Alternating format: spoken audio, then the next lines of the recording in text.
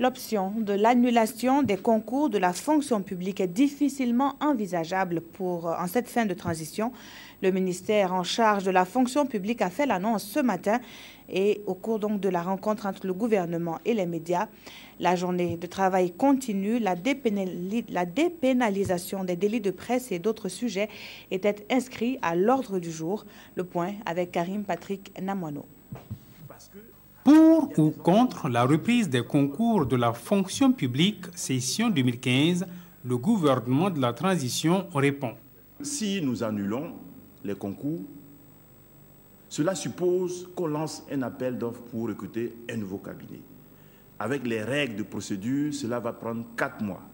Je puis vous assurer que ce n'est pas le gouvernement de la transition qui va organiser les concours s'ils sont repris. Ce serait plutôt le prochain gouvernement, vu le délai qui manque. Il est prévu des contrôles hiérarchiques pour la réussite de la journée de travail continue afin de parer à toute éventualité.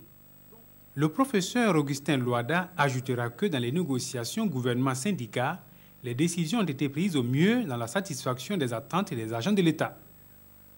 Quant au vote de loi sur la presse par le Conseil national de la transition, des avantages ont été abordés.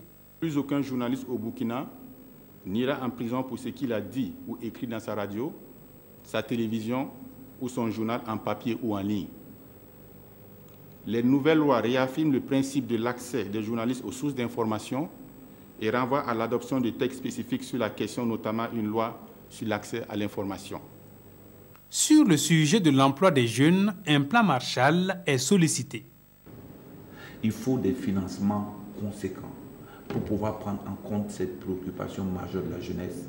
Et cette question de la jeunesse n'est plus seulement une question de recherche d'emploi, de lutte contre le chômage, non. C'est devenu une question sécuritaire, une question de stabilité de la plupart de nos pays.